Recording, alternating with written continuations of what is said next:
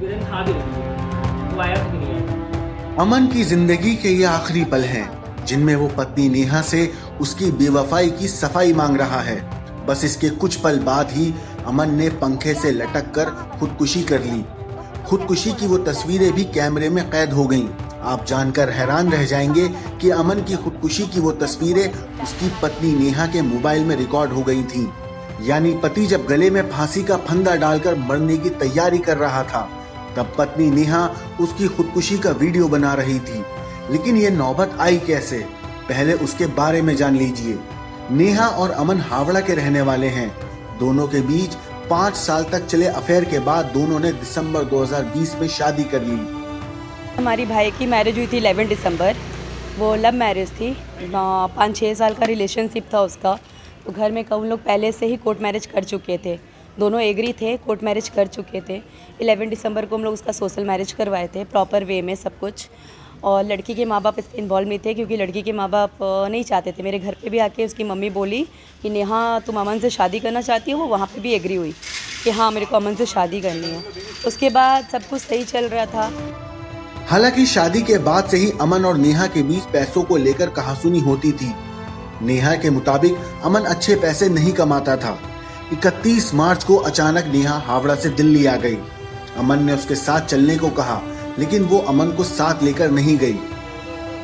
तो यहाँ से कॉल करी है कि मेरे को दिल्ली जाना है, जस्ट बिकॉज ऑफ मेरे फैमिली से मिलना है मेरे को। तो हम लोग उसको मना किया कि मम्मी पापा से क्यों मिलना है जब शादी में नहीं आए। तो फिर वो दूसरी टाइम कॉल करके बोलती है कि मेरे को मेरे अंकल से मिलना है। हम लोग बोले कौन से अंकल? तो फिर बोलती नहीं मेरे भाई से मिलना है। तो हम लोग बोले उसके भाई ने कभी कॉल नहीं किया। फिर वो फ़ोन कट करती है, उसके भाई कॉल करके बोलता है हाँ मेरी दीदी दिल्ली हम लोग से मिलने के लिए आएगी। उसके बाद पापा ने उसको एग्री कर दिया, ठीक है तुम दिल्ली जाओ। मेरे भाई ने बोला शादी के पहली बार जा रहे हो तो मेरे को भी साथ ले चलो। तो कहती है तुम क्या करने जाओगे? वहाँ जाके अपने एक फ्रेंड के घर में पीजी में रुकेंगे, तो तुम वहाँ क्या करोगे? तो मेरा भाई बोला ठीक है हम होटल में रुक जाएंगे। तो कहती नहीं तुम्हारे पास रुपया नहीं है, तुम नहीं जाओगे, तुम रहो यहाँ पे, तुम क्या करोगे? तो बहुत इंसिस्ट किया, मम्मी और छोटा भाई घर पे था, बहुत इंसिस्ट किया गया, वो नहीं रुकी। वो दिल्ली गई 31 को मार्च 2021 को वो दिल्ली गई यहाँ से बाई फ्लाइट। 5 अप्रैल को वो वापस हावड़ा पहुंची और अमन से तलाक मांगने लगी। उस वक्त अमन के घरवाले इलाज के लिए वेल्लोर गए हुए थे। पति पत्नी के बीच इस बात को लेकर काफी कहासुनी हुई और इस बहस के दौरान 8 अप्रैल को अमन ने नेहा के सामने ही मौत को गले लगा लिया।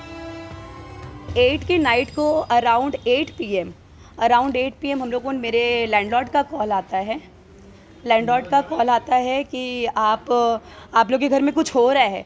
तो पापा को मेरे को कॉल किया गया, पापा हम मम्मी पापा सभी प्रेजेंट थे।